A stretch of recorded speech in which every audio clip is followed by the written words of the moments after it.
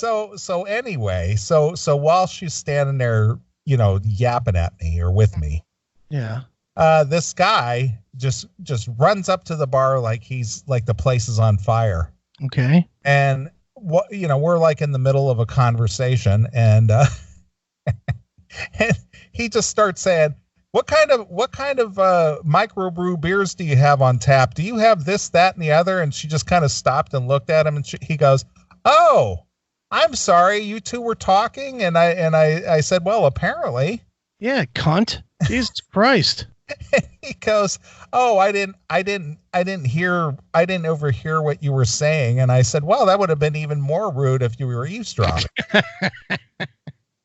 And he just looked at you and gave you the fuck you eyes and walked away, right? Yeah, okay. So and I was just trying to be funny about it. I wasn't being a dick about it. Yeah. And he goes, "Oh, okay, yeah, I see all your taps back there. Good, you got whatever it is that he was looking for." Mm-hmm.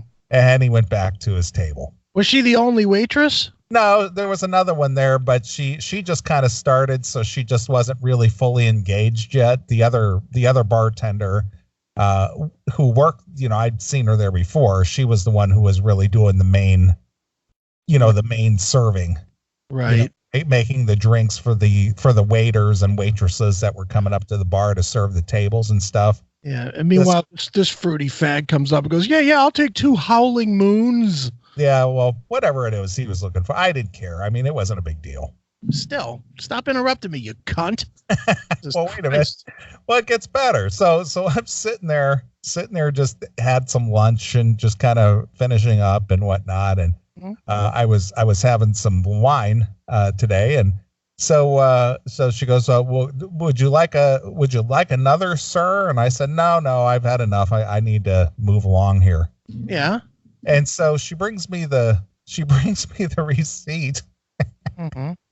And she said, "We only charged you for your food because some gentleman over here picked up your drinks." Oh, really? Yeah.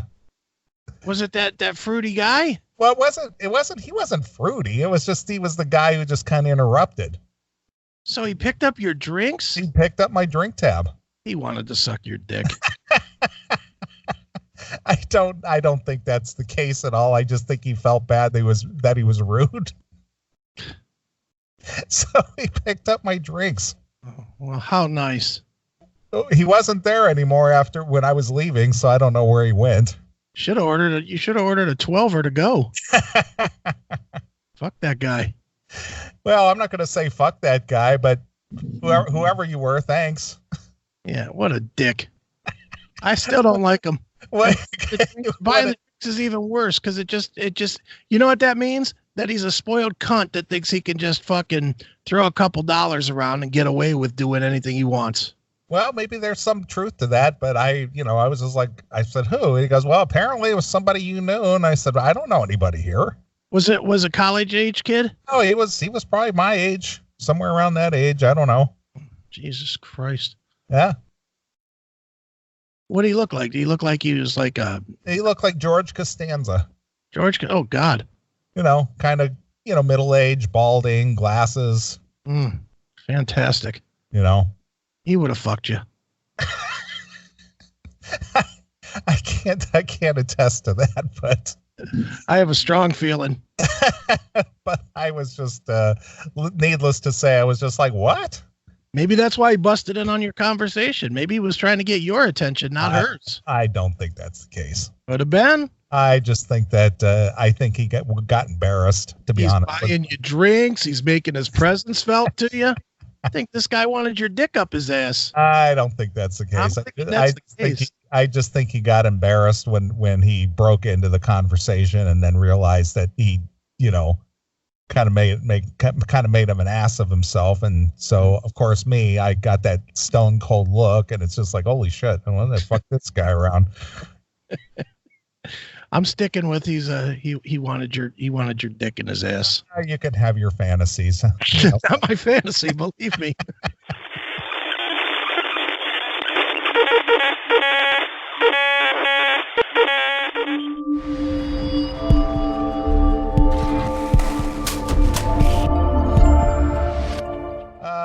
through our Minds account. Okay. Mm-hmm. So Chris is diligently looking at the Minds account. So I guess if you're sending us messages and things, we'll respond, or at least Chris will. Yeah, I'll respond through Minds. Sure. Yeah. All right. Well, anyway, we got a request through our Minds account. Someone looking for some Primal Fear. Right. Good. And they'd like to hear Iron Fist, Velvet Glove from Primal Fear. All right. Do you hear Primal Fear lost another drummer today? I was not aware. Yeah. Dude, that band cannot keep a drummer. They have been, I think this is the 5th drummer. Well, they're like Spinal Tap. Their drummers either blow up or die in bizarre gardening accidents, or right. Something weird happens with their drummers. Yeah. It's so strange. As good a band as that is, they cannot keep a drummer. That's crazy. Well, that's the life in the business world. Mm-hmm. All right. Well, we're going to play a couple tunes. We'll come back and we'll get into some silly stuff. So here's Primal Fear with Iron Fist, Velvet Glove for our request on our Minds page. So go over there and join up. So here it is. It's Primal Fear exclusively here on your classic.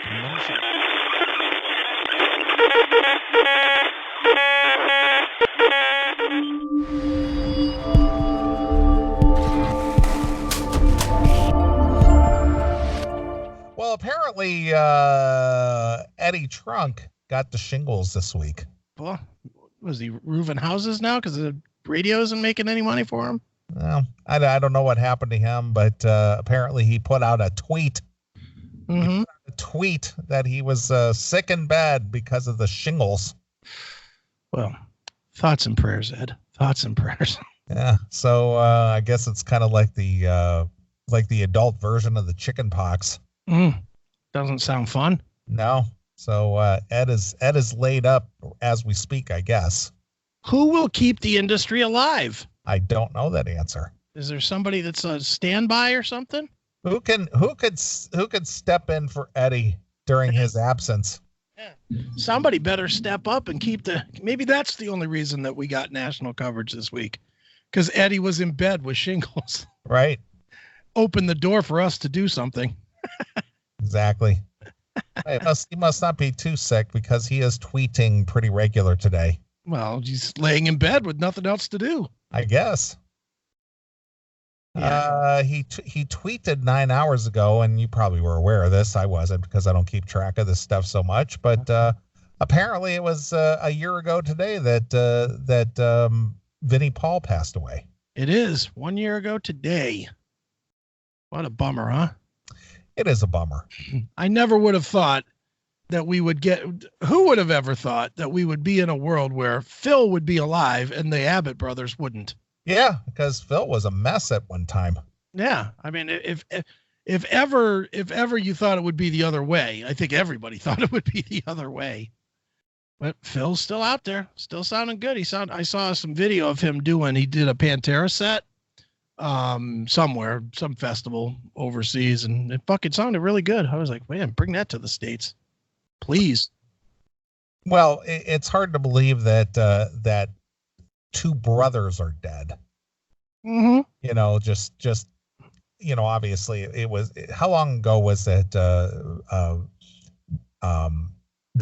That was what, 2003? 4. 2004, December 8th, 2004. So here we are 15 years later. Yeah. 15 years later, and there's no Abbotts left. That's just crazy talk there. Yeah, it's bizarre. Mm-hmm. I'd seen, I think, I can't remember who it was. It was one of our fans. They had uploaded a photo that they finally got the, I guess, the stone in place. Oh, yeah. Mm-hmm. The little, what would you call it? It's kind of like a big overlay. It's like the size of the whole. Yeah, it's like Elvis has. I don't want to call it a vault. It's I don't know what you call it, but covers the entire grave site, or Is it a monument? I guess it would be a monument of sorts, I guess.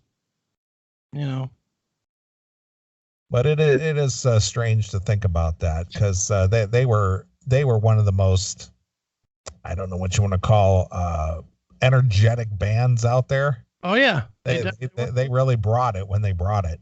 Mm-hmm. They certainly did. On stage, no matter what condition they were in, they brought it hard on stage. That's for sure. And they changed the whole dynamic of music. Yeah. Yeah, hard rock and metal. Mm-hmm. They really did. Yep. It's a shame that both brothers are gone, but I'm gonna say this is gonna sound wrong and bad, but whatever. In a way, I'm almost kind of glad. Not that they're dead per se, but it definitely ends the nonsense about a Pantera reunion that would be lifeless. Right. A Pantera reunion would have been lifeless. It wouldn't have been good because they're way too different, and that energy amongst them is gone. Well, it's as with any something good, it always deals with the chemistry. Mm-hmm. And it wouldn't have been very good. So from that aspect only, I'm glad that there's no chance of that ever happening again. Unless of course Wendy Dio gets involved, and then we'll have the hologram tour. That's exactly what we need, is the hologram tour. Pantera hologram tour? Yeah, absolutely. Now see, that could probably happen. I could see that happen. I'm sure any touring or musical entity that exists or has existed could happen. The question is, would Phil and Rex perform, or would they just make it a whole band hologram? Boy. I'm going to say that Phil and Rex would not participate. Maybe Rex would if there's $1 to be made. Right. Phil doesn't need it. Yeah, at least I wouldn't think he would need it because he's always actively working and touring and playing. And true, but he is out there playing Pantera music right now. He did a full set of Pantera stuff at whatever festival he played over during the week. Right. He played a full set of Pantera, so it's not going to surprise me much if he comes and does a tour of all Pantera music. Well, yeah, but the guy is the guy who sang it though.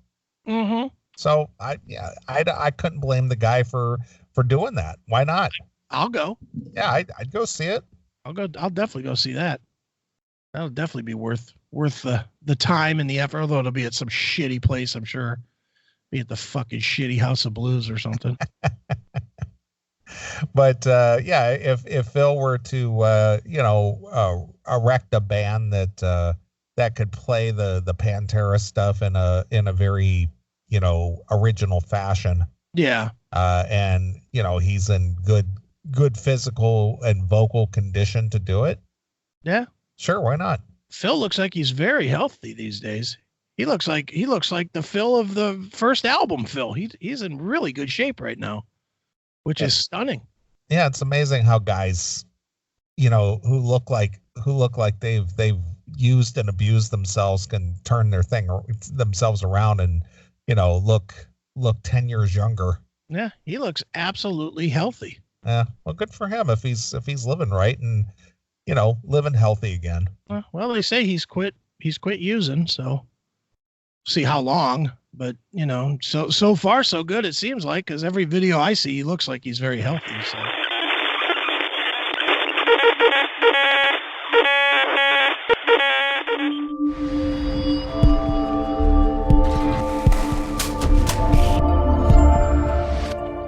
this was actually sent with a note. Okay. Our good friend John Phillips sent it over. All right. He said, "This will piss Neely and Chris off. Shades of Moogle and Rufo." Who was he sending it to? Our producer? So this was sent to us to piss us off. All right, good. Let's spend that kind of night. Let's go. A German Instagram model and her heavily tattooed husband are begging for strangers. They're begging strangers for money to support their luxurious globetrotting lifestyle after admitting his mother is already working 2 jobs to fund their travels. All right. Mission accomplished, John. That is fucking enraging. Caitlin Onk and his Catalan, Katalin, Katalin Onk Katalanonk. Okay. And his wife, Elena Engelhardt, who are from Germany, have traveled around the globe visiting Indonesia, Italy, France, and New Zealand, as well as Australia. Mm-hmm. They now have their sights set on a tandem bike ride from their home country to Africa in July, but need an excess of $11,165 to do it. Okay. So the young lovebirds set up a GoFundMe under the Instagram handle Another Beautiful Day and asked some of their 34,000 followers to contribute. Jesus, 34,000 people are following these two, and look at their picture. Ugh. She looks like a boy herself. Yeah. And look at that dumb freedom tattoo on his neck. What a jizzball. As the pair don't have full-time jobs, they currently rely on Catalan's mother for financial support, an arrangement which didn't sit well with his fans. He's got fans. He's got fans. Well, 34,000 of them, apparently. Yeah. And look at this fucking idiot with all the tattoos all over his face and stuff. What an idiot. I hate this guy. Just looking at him, I hate this fucking guy. Yeah. And the chick, I don't especially like her much either. Fund my shit for me. Everybody else needs to do it, not me. Why should I have to work? You guys do it for me. Exactly. Oh. Your mom works 2 jobs to pay for your trip. Don't you think that's impacting her mental health? It's sad this isn't all a joke. The self-importance you have is ridiculous, one person wrote. Yeah. Or like how get a job and pay your little cycling trip yourself, another one said. The couple claimed that getting a job would be detrimental and there aren't many trades that they qualify for. Yeah, maybe it has something to do with tattooing your face, you stupid ass. Some will just tell us to get jobs like everyone else and stop begging. But when you have the impact we do on others' lives, getting a job is not an option. Shut up. The impact you have no impact on anybody. They look at you as a freak show. How does this end for this guy? 40 years old suicide? Honestly, suicide by 40, yes or no? Yes. Drug overdose. Could be drug overdose. It won't be suicide. It'll be drug overdose. Okay. What's he now? 25 maybe? Somewhere in there. Does he make it 10 more? No. 5 more. He'll be dead by 30. He'll be dead by 30. All right. Yeah. Yep. Keep tabs on this guy. We could model and make fast money, but we don't want to advertise consumerism. A normal job at this point would be detrimental. What's he going to model as? A newspaper? I mean, shit. A book? That's what he'd be a model of. He'd be a book model. Yeah, come over here and let me read your skin. Yeah, he would advertise for reading. What an asshole. I hate this guy. I fucking hate this guy. Having raised just $90 toward the African bike trip in the past week, the pair mentioned how grateful they are to Catalan's mother. Well, that's nice of her, enabling cunt. Yeah, at this very moment, my mother is funding us. She works 2 jobs and has not much for herself. We didn't ask her for the money, but she loves that she's able to help. Yeah, I'm sure she does. I'm sure when she's about 4 hours into that second job every day, she's like, oh, thank God they're going to ride their bikes across the fucking world. Right? Boy, I'm so glad I'm contributing to that. Get the fuck out of here. Mom, I want you to know that it is not just only us, but hundreds of others that benefit from your help. Mom, I think you need to pick up a 3rd job because this bike seat is not very comfortable. Right. You need to do better. Holy shit. The funds they hope to raise on their page will go towards the bike and the gear, food and accommodations when needed, internet and SIM cards in every country to keep you up to date insurance in emergencies, they said. Yeah, great. Every dollar, every message, every couch or garden for our tent, any help you can offer will help us go further. We hope you all enjoy and learn with us. Can a guy with tattoos like this fool has all over him, specifically on his neck and face and head, can this fool have any thought at all about the rest of his life? None. He lives for the moment.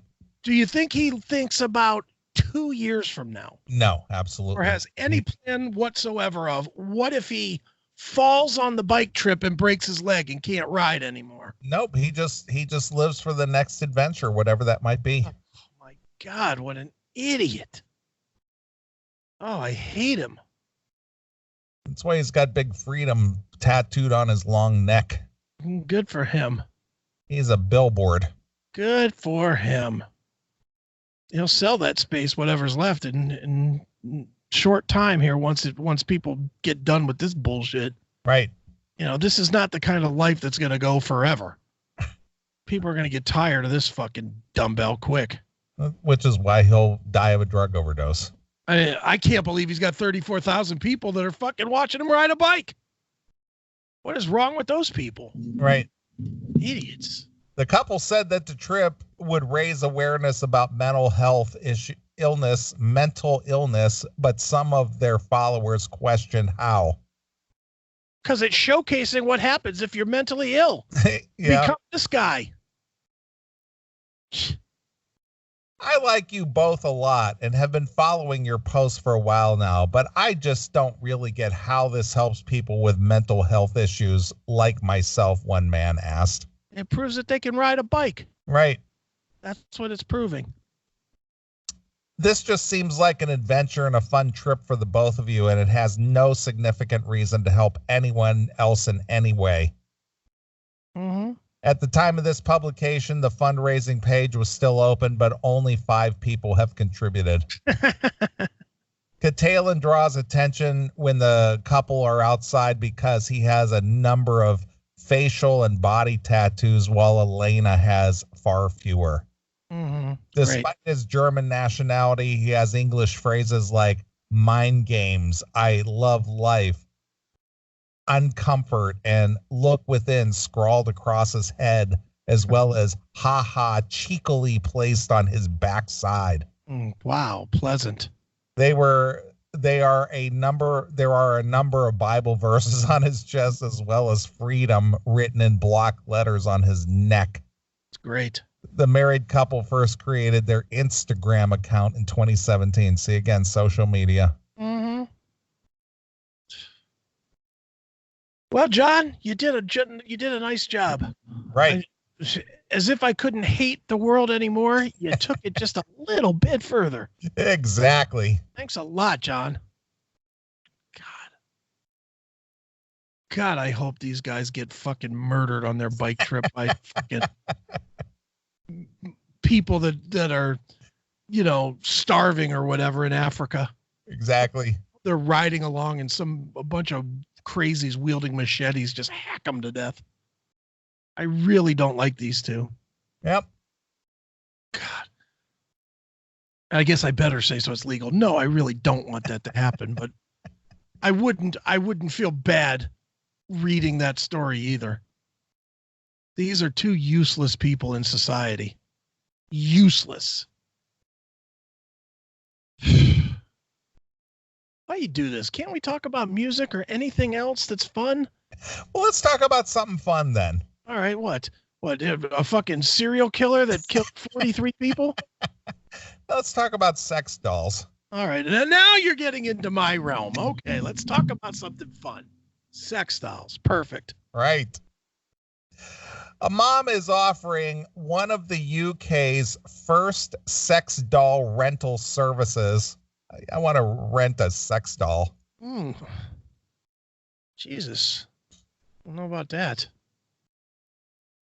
So she's offering the UK's first sex doll rental services and offers to make bespoke dolls for those seeking comfort after losing a partner by matching their likeness.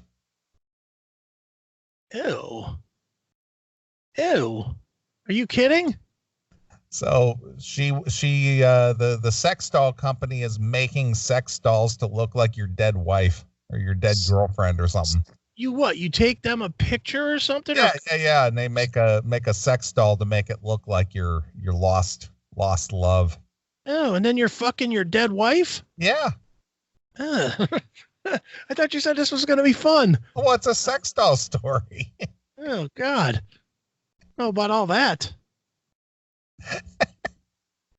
Jade Stanley, 35, says business is booming and now offers the first ever rental service for those looking for comfort after losing a loved one. Mm-hmm. The married mom of 4 said, we have a lot of people approaching us who have dolls made that resemble a partner they have lost. Okay. Could I bring them like a Barbara Eden picture or something? You probably could. Dead? Yeah. Or do I have to wait for Barbara Eden to die before I could do that? Well, no, you just got to tell them that you have dreams of Jeannie. This is my dead wife. Mm-hmm. Guess I can't really prove it's not. Right. It can be very beneficial for them and helps them keep a piece of their loved one or get a piece of ass of their loved one, one or the other. This is just creepy. It provides them with the comfort, and people don't always buy the dolls for the sordid reasons. I just can't imagine that if my wife died, that I could go and, once your wife died, once you see her dead in the casket, yeah, I can't imagine having some kind of a thought of, you know what, I wish I could still fuck her. And then go into a store and say, hey, can you make this for me? I don't, dude. And then that first time, I mean, you get the doll home. It looks like your wife who you fucking watched take her last breath. You watched her take your last breath, and all of a sudden you're fucking trying to find a way to get your dick hard and stick it in this fucking plastic Georgetta. I don't know about all that. She just laid there like a dead person, like she always did. Yeah, I was gonna say, what's not exactly a stretch on the action, but she was a dead lay. She still is. Put her in the freezer and you get the cold deadness of her all over again. Cold Ethel. Can you chill that pussy for me a little bit? Right. It's a little too warm at room temperature. Exactly. So now you're making this story fun. What the hell? This whole story is fucked up, though. I mean, there's a market for everything out there.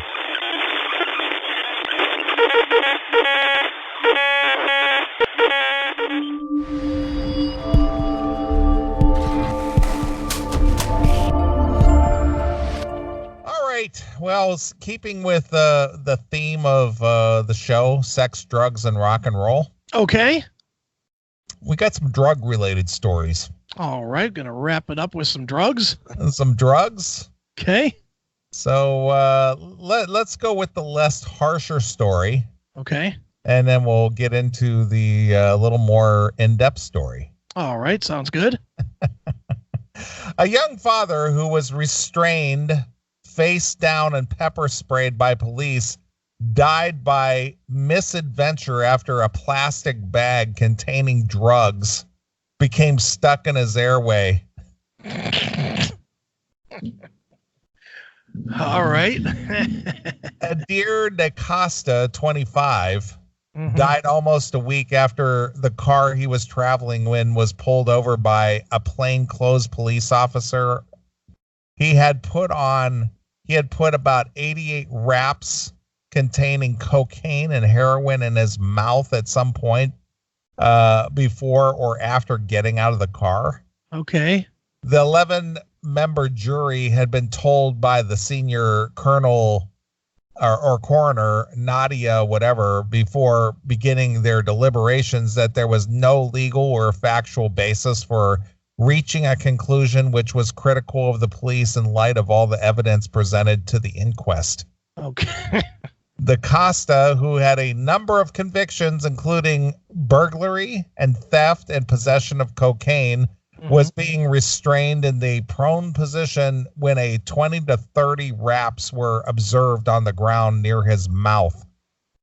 He became unresponsive and was eventually placed in a recovery position after the armed officers arrived on the scene and paramedics removed a plastic bag containing wraps of drugs from his airway, the inquest said. So some of the coke got loose and he overdosed. No, he more or less choked on the bag. Well, he choked on the bag. All right. Yeah, they had to pull the bag out of his airway. Oh, well, then I think the police are guilty somehow. Yeah, of course. The jury acknowledged that the ambulance service was initially been given the wrong address by the police, but decided the delay had not contributed to the outcome. Okay. An expert witness had earlier told the inquest that police exercised excessive force and failed to give him the first aid quickly enough. Yeah, because they should know that his throat is full of fucking bags of coke. Right. Well, a friend who was with him at the time said DaCosta had continued to be held even as he appeared to be having a fit. Okay. His father said that it's been extremely traumatic to listen to some of the evidence presented at the inquest, but the questions remained over the circumstances of his son's death. Yeah, but you know what should be traumatic to the dad? What his kid was doing with 80 fucking packages of coke. That should be somewhat traumatic too. No, we got to overlook that. Do we just overlook the bad behavior because of the bad outcome? Yeah, well, yeah, of course. You just overlook the bad behavior. Dude, it's just like the body shaming thing. You don't point that out. Sorry, I apologize, and I'll never do it again, and I hope I didn't offend any drug dealers with my comments. You know, drug dealers are people too, and they really shouldn't be besmirched by my horrendous judgment there. Right. Please forgive me. We cannot help but wonder whether Adair would still be here had the police identified the risk of Adair choking earlier and taken steps to help him.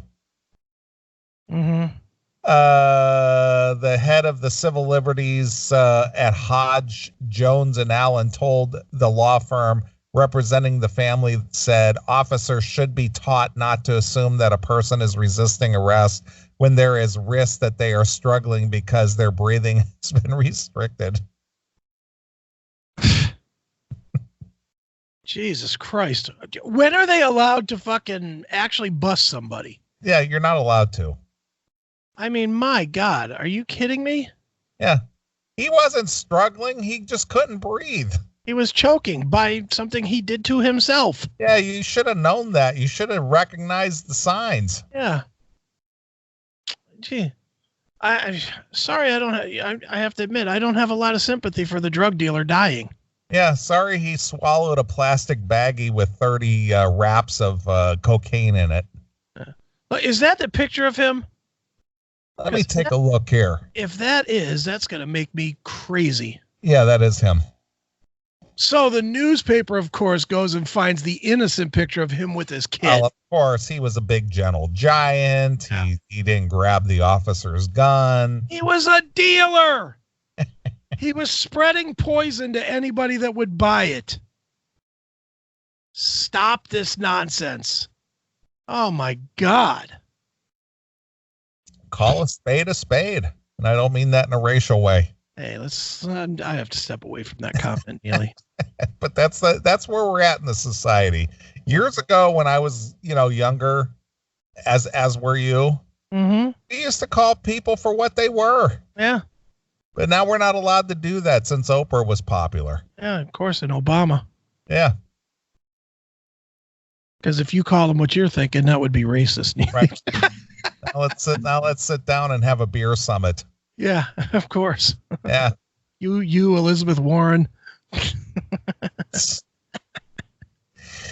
She added that there were serious issues around the correct information being passed from the police control room to the ambulance services. Mm-hmm. Jurors in the inquest returned their findings, concluded by a majority verdict on Thursday that the court deliberations after hearing, which lasted almost 5 weeks, Mr. DaCosta died from the consequences of cardiorespiratory arrest suffered when his upper airway became obstructed by placing a plastic bag containing drugs, which he placed in his mouth, they said. Yeah, how about this? He was dealing drugs. Yeah. He put the drugs, instead of complying when he was arrested and just saying, okay, you got me, here's the drugs. He tried to hide them. It cost him his life. Exactly. Sorry. Sucks. It sucks for the family. No one wants to have their kid fucking die. You know, no matter what, no matter if their kid's a scumbag or not, nobody wants their kid to fucking die. But your kid did it to himself. It's not the cop's fault. Guess what? The cops didn't fucking put those drugs in his fucking mouth.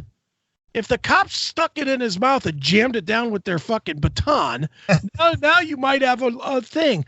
But I guarantee you, he had this baggie of drugs. He fucking got stopped. He tried to stick it in his mouth, thinking he could hide it from the cops. Right, of course. They had him get out of the car. He fucking started choking on it, and he fucking ran out of breath and died. Right. And these cops aren't EMTs. They're fucking cops. They don't know. They don't even know if he's faking that to do something else. In this world today, fuck. Are you gonna put your gun away and say, "Oh, let me check on him"? Or are you gonna stay guns drawn? What's the matter? Do you have a plastic bag in your throat? What's going on here? Yeah, how did they not check for that at a roadside stop or whatever? Jesus Christ. Known to family and friends as Edson, he had been traveling in a car along with two other men when they were pulled over by 5 plainclothes police officers at about 10 p.m.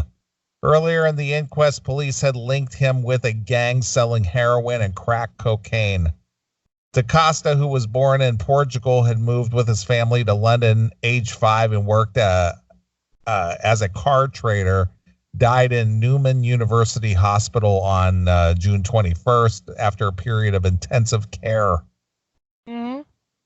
Commander Dave Musker said on Thursday, "Our thoughts and sympathies remain with Mr. DaCosta's family and friends for their loss. The jury findings today are in accordance with the conclusion of the IOPC Independent Office of Police Conduct investigation. The officers who dealt with Mr. DaCosta that day acted correctly in a very difficult circumstance as part of their priority work to tackle violence and drug dealing with knew him and to protect the public." Yeah.